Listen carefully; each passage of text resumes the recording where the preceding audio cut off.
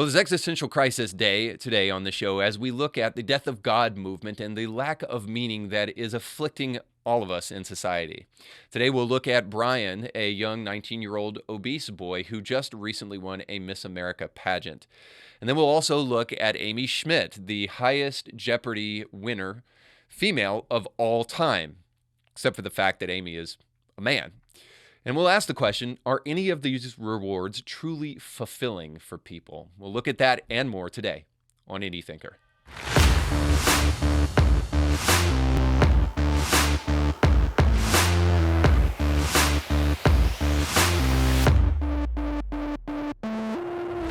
Don't forget, today's show is sponsored by our friends over at Element Home Loans. The Kevin Blair team over at Element Home Loans can help you get into a brand new home. And I know what you're thinking. Interest rates are sky high. Why would I buy a house right now? Well, the reason you need to is that houses are sitting on the market longer than they ever have in recent memory. In fact, I just spoke to a realtor the other day, and he said, I haven't signed a contract in over a month and a half. That means you got more bargaining power, and you can bargain to get a cheaper price on a home than you could back in those pandemic frenzy days where people were offering $20,000 and $30,000 on a house over asking price. Now is the time to buy because you can always refinance in the future. So I highly encourage you, go get pre-approved today with our friends over at Element Home Loans. And again, you need to go to kevinblairteam.com to do so. These guys are great. They'll help you. Fantastic customer service, no gimmicks, no lies, just great customer service and an organization that cares about the things that you care about. So go to kevinblairteam.com today and let them know that Indie Thinker sent you. Welcome to the show. Don't forget to like, share, and if you like and share, then why haven't you subscribed? So make sure to subscribe. So in the show a while back, maybe about 2 weeks ago, I showed you a video that went viral on Woke Preacher Clips, and it shows a cross-dressing young man that goes by the name of Pentecost that showed up at a Methodist church to do a family-friendly drag show. I focused a lot on Pentecost, but I didn't focus much on the pastor and what he said. So I wanted to go back to that video to show you that. So here's that. Well, one of the things I think is great about Miss Pentecost is she reminds us that we follow a God who calls us to not conform to things of this world, that we're supposed to be transformed by the renewal of our minds. And that means that what I think today may have to change tomorrow if I continue to renew my mind. And it's so cool that we serve a God that calls us to continue to grow and continue to change into something new, and reminds us sometimes that we're supposed to live differently. Now, who knew? The drag queen was not the only person cosplaying and dressing up that day. That man in that robe was also dressing up as a priest because he doesn't actually have the capacity to interpret Scripture, apparently, because that Scripture verse, do not be conformed to this world, was butchered by this man because obviously he is conforming to this world. He's conforming to a left-wing gender ideology and then trying to throw Scripture on top of it. But this happens a lot in the progressive movement that is more interested in being socially relevant than actually being scripturally true. And not to mention, the reality that is missed in that Scripture verse is when it says, don't conform to this world, but be transformed by the renewing of your mind, it is asking us to indeed conform, just not to the pattern of the world. It's asking us to conform to biblical truth. Now, a real pastor would understand this implication in the Scripture rather than to try to find a way to suggest that dressing up as a drag queen was in some way cutting edge and was going against the grain and flowing against society. I'm not sure if you noticed, but in cities all over America today, drag queen family-friendly events are cropping up a lot lately. So, point of fact, not only is he conforming to society, he is not conforming to scriptural truth. Now, pushing aside this particular instance, what we're seeing is more and more people are deriving meaning and trying to come up with the rules as they go along more and more, and cannot find meaning because they are not anchoring that meaning from an objective standard of moral value or an objective standard of anything. Rather, just the arbitrary kind of make it up as you go along, you do you mentality of our world is providing an existential crisis that doesn't give people the meaning they're truly looking for in this life. And this is why we find skyrocketing suicide rates and skyrocketing depression rates all over society, simply because people are desperate for meaning and aren't finding it in the things that we're doing in our society in a modern setting. And this is exactly the case in what just took place in New Hampshire with a young 19-year-old obese boy named Brian who competed in a girls' beauty contest and ended up winning. So here's a clip of that.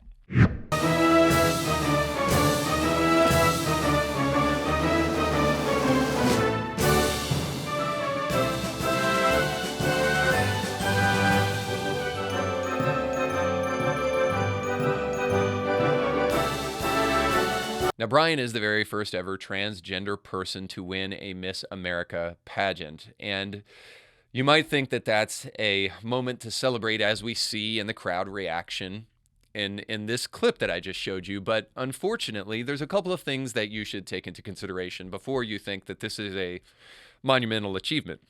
And the first one is this, is that the people in that crowd, obviously based upon some of the reaction, but not all, because there may be some girls in the background who are genuinely disappointed that their title was just stolen from them by a boy. But there seems to be enough of a positive reaction in the crowd that we need to make mention of the fact that actually this contest and this achievement has nothing to do with Brian. It has to do with those self-congratulatory, gender-bending leftists out there who feel an emotional euphoric rush by thinking themselves to be the more accepting and the more woke and the more enlightened person out there who can accept Brian for what he is. But the problem is they're not really accepting Brian for who he is, because he's a boy and not a girl. They're only congratulating themselves and patting themselves on the back. It makes them feel good to make Brian the contestant and winner of this beauty pageant, because in point of fact, Brian is a 19-year-old obese boy who is not beautiful. Now, before you think I'm being mean, there is an objective standard for beauty out there, and this is widely attested to. But there's also a group of people out there who wish to make a mockery of art and wish to, do things like paint a toilet gold and then put it in the Metropolitan Museum of Art, or doing the piss Jesus thing, putting a cross inside of a jar of piss and thinking that they've actually created art.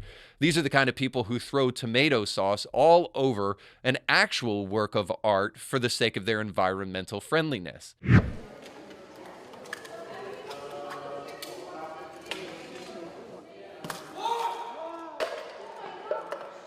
Now, these people obviously have no understanding of true, authentic beauty. Rather, the left is only interested in destroying beauty in America.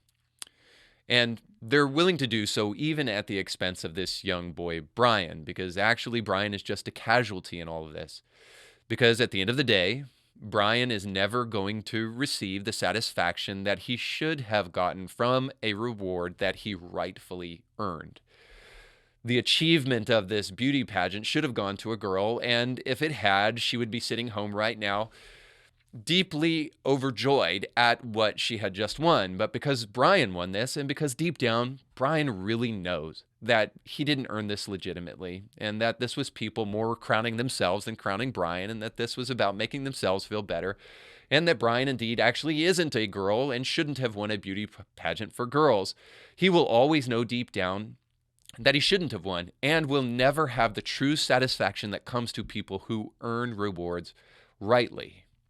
See, this is the problem with trying to find meaning in arbitrary standards rather than objective standards.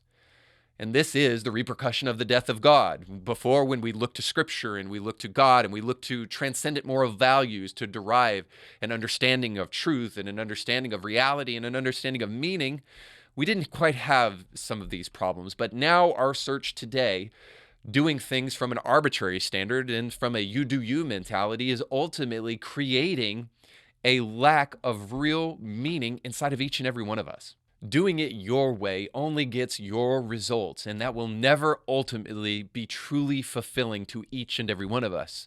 And so if we actually cared about Brian, what we would do is we would sit him down and have an authentic and real conversation with him about the truth, so that he would know that when he doesn't ultimately receive the satisfaction that should come to him from rightly winning an award that he's earned, when that doesn't come, it's not because there's something wrong with him, it's because there's something wrong with society.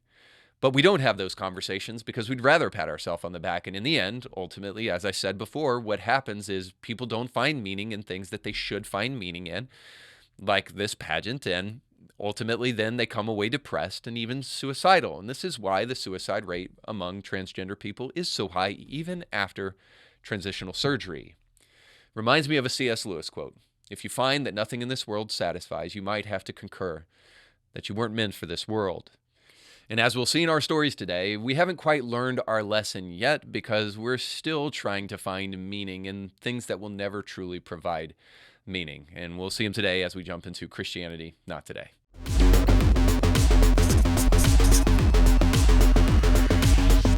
In this segment of the show, we look at things going on in the world today and then try to provide a Christian perspective on that. And so this first one here is a woman that is supposedly a pastor. And of course, you can tell by their Twitter bio and their Twitter handle when they call themselves Reverend Doctor whatever.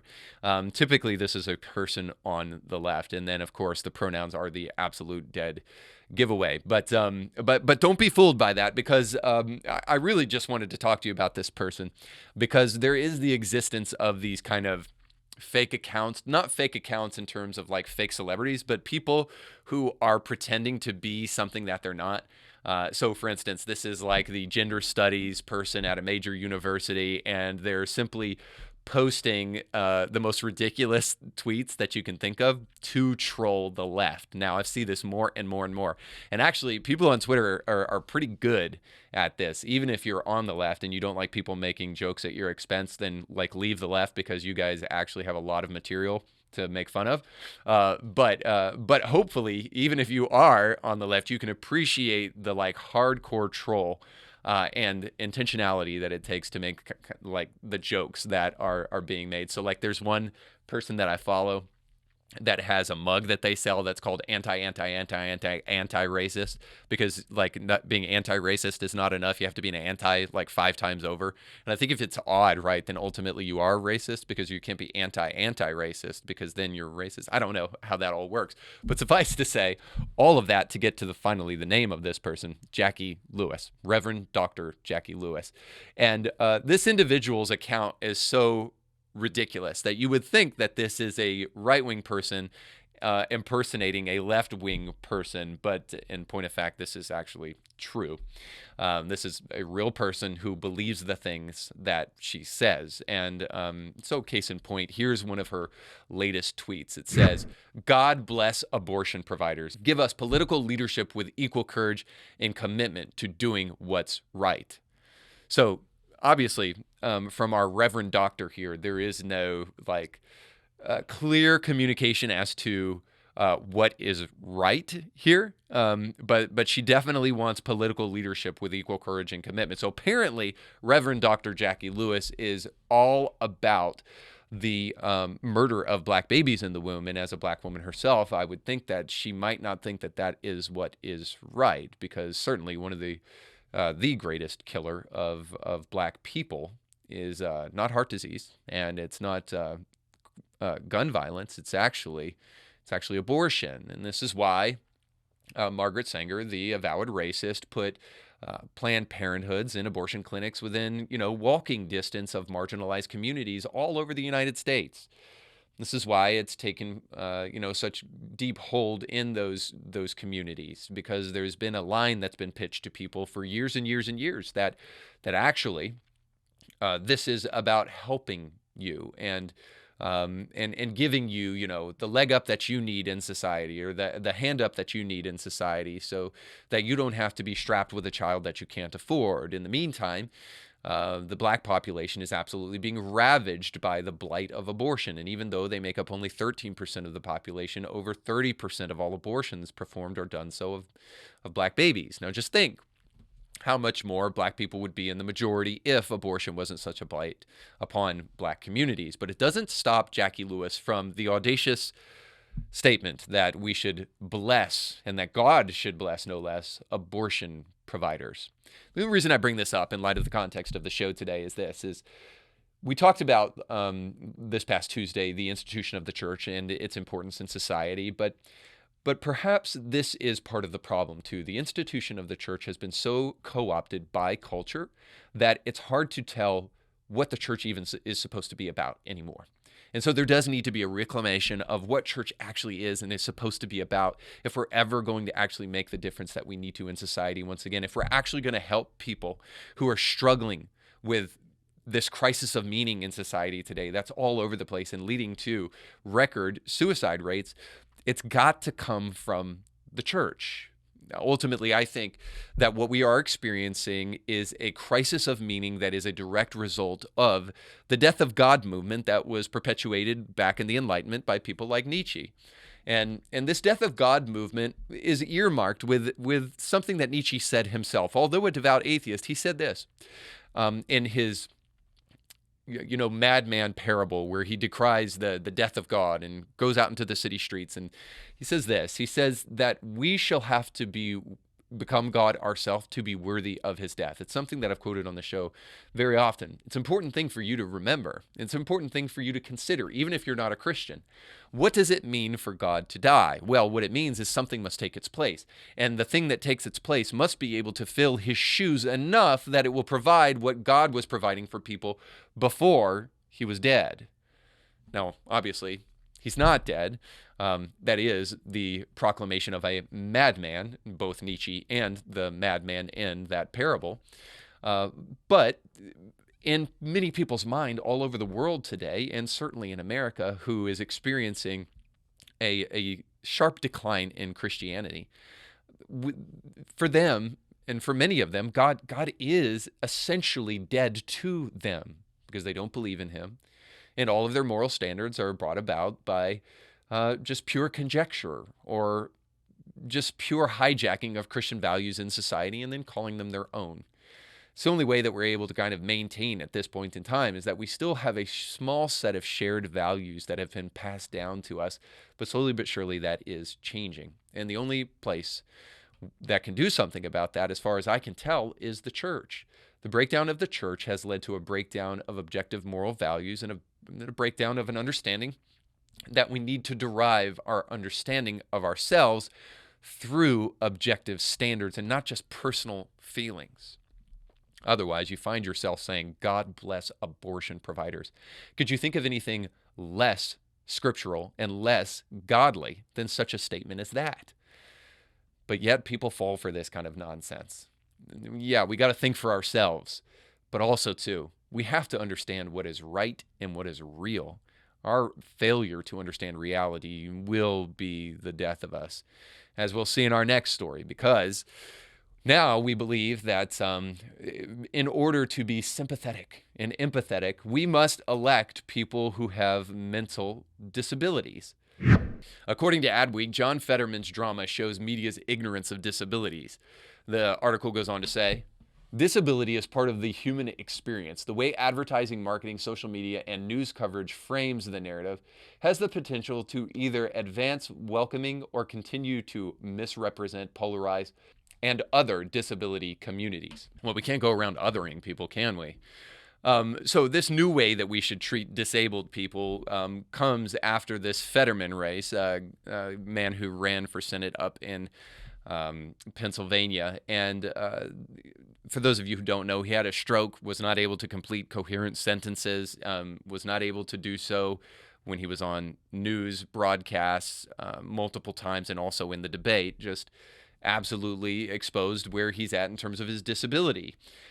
So apparently the way that we treat people now that we're living in this new age of making sure not to otherize people and to represent the disabled community is that the way that we honor the disabled community is to give them political office or some such nonsense. I suppose that's what we're supposed to do these days. But the more important issue is this, is again, we find that when we don't derive meaning from our social institutions in any objective fashion, here's what we find ourselves doing. Now the media has to confess a mea culpa for being ignorant about disabilities rather than being honest about the fact that a man who has a mental disability is not fit for office. Sure, men with physical disabilities, fine, great, okay. If you have a physical disability that doesn't permit you from doing the job that you're supposed to do, then great, have at it, run for office. if you have a mentally debilitating a disability, then what you need is you need to go to the hospital and you need a doctor. You don't need political office. That's the last thing you should do. But because we don't derive our meaning from objective reality, as I said before, and objective standards, rather we derive them from feelings, what we find ourselves doing is that it makes us feel better to honor people with disabilities. And so we're willing to give them political office. Yes, we should honor and love people with disabilities, but we should honor them and love them enough to care about making sure that they are not put in a place that is not a good fit for them. See, this is perhaps even deeper, goes to show that we don't understand true love. Sure, we may not understand disabilities, but the one thing that I can tell you we definitely don't understand, because we no longer moor our ethics and our values in any objective standard, is we don't understand love. We think love is just a feeling, and we talk a lot about compassion, especially in Christian churches. And we think, well, you're only compassionate if you never tell people the truth. Since when was lying to people a sign of compassion? True compassion tells people the truth. True compassion helps people who have disabilities find the help that they need, rather than to cover it up with the highest office that they can possibly get in their state. So this false compassion is moored in a false understanding of meaning that comes from the breakdown of society and ultimately from a lack of understanding where true meaning can come from. And I think from the death of God movement that has swept our nation. So the real ignorance here is not ignorance of disabilities, it's an ignorance of reality, which we'll see in our final story, happened on Jeopardy just recently. So Amy Schneider, who is a man, but is labeled the highest earning contestant, female contestant in Jeopardy history, was just on the Tournament of Champions. And, well, let's just say there was not so great a showing. There were multiple times where people had a little bit of response on social media and other places because the contestants, none of them could answer simple questions.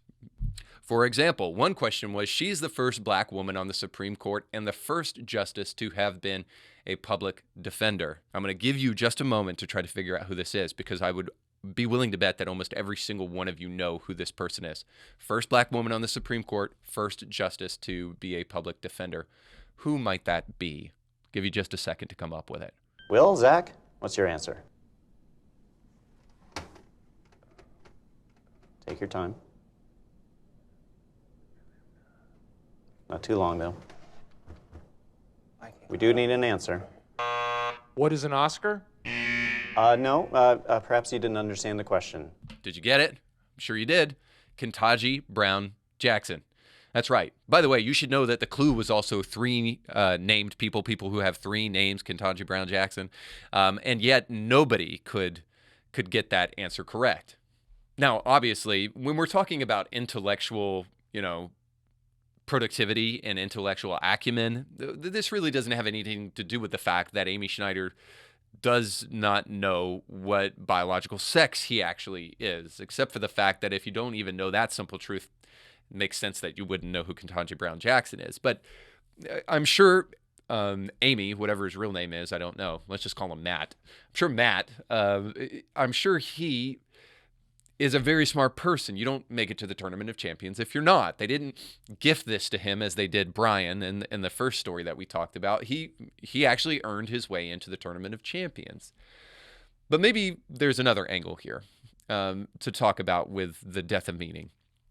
Maybe people really don't care about the Supreme Court. Maybe all of this talk about the overturning of Roe v. Wade was really just kind of a smokescreen, and people aren't as up in arms about it. Because actually, at the end of the day, many people saw, abortion policies on their local election ballots in the midterms. This happened in Montana, and unfortunately, they went the total opposite direction and said that if a botched abortion produced a baby, that baby outside of the womb could still be killed, and that a doctor would not have to provide medical care to that child. So people saw on their ballots that state rights are actually a thing, and that the overturning of Roe v. Wade didn't mean that abortion is over. It just meant that states now have to make that decision, which ultimately means it goes back into the hands of the people. So maybe people didn't really care as much about the overturning of Roe v. Wade as is suggested in the media and in other places. Maybe people are living then as a result of what's going on in the world and the death of God. Maybe we are living in Brave New World, that actually we don't really care about what's going on, and we don't care about society as much as we've been told that we should, because as long as we have enough pleasure and we have enough food and we have enough things to make us feel good, we don't actually care about the world around us. It seems certainly true on Jeopardy. They don't care about women because they're happy to give a man the title of the highest earning female of all time. But moving away from these stories and getting more to the point of the whole show, here's the real problem. It's payday someday. We can only keep on lying to ourselves and trying to find value and meaning in the garbage can before we finally realize that ultimately we don't really know where meaning comes from, and it's not coming from these things that we've told people they could get it from. The death of God movement is catching up with us, and there's only one solution to it. And by the way, it's God. So you may not believe in God.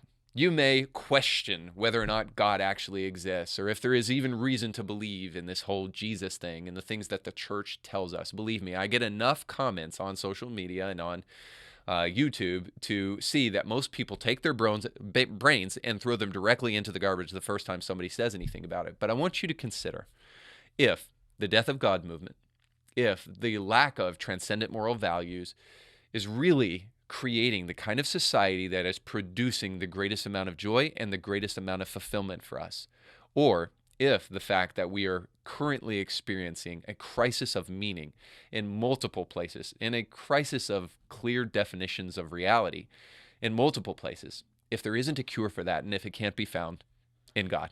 So I leave you to think about that for yourself. But while you're doing it, make sure to like, share, and subscribe. And whether you like it or not, and hopefully you do, go with God. Thanks for watching.